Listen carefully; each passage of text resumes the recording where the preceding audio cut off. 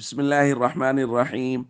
अन सहल इब्न सअद रज़ियल्लाहु तआला अन्हु क़ाल क़ाल रसूलुल्लाह सल्लल्लाहु तआला अलैहि वसल्लम अल अनातु मिनल्लाह वल अजलतु मिनश्शैतान रवाहु तिर्मिज़ी। नबी करीम सल्लल्लाहु अलैहि वसल्लम ने इरशाद फरमाया, वक़ार यानी सोच समझ कर काम करना ये अल्लाह की तरफ से है और जल्दबाजी ये शैतान की तरफ से। दोस्तों, अनात यानी वक़ार के साथ किसी काम को करना, यानी किसी काम को करने से पहले ये सोचना कि इसके नुकसानात और मुनाफे क्या हो सकते हैं और मुनाफे को हासिल करते हुए और नुकसानात से बचते हुए उस काम को करना, ये सिफत अल्लाह रब्बुल इज़्ज़त को बेहद पसंद है। जबकि इसके मुकाबले में अजलत यानी जल्दी करना ये अल्लाह रब्बुल इज़्ज़त को नापसंद है और ये शैतान की तरफ से होता है।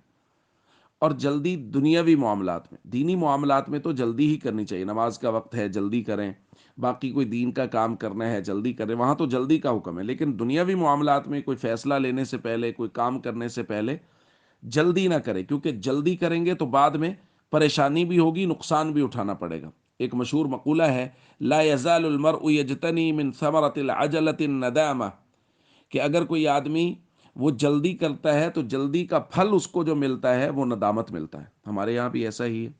घरों के घर तबाह हो गए जल्दबाजी की वजह से, लड़ाइयाँ झगड़े खानदानों में जल्दी की वजह से।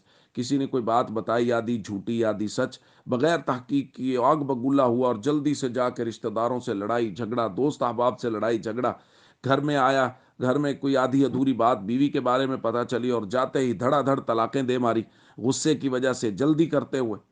तो इससे कितनी बड़ी नदामत, कितने बड़े नुकसानात हो रहे हैं, ये बताने की ज़रूरत नहीं, हमारा मुआशरा इसका गवाह है।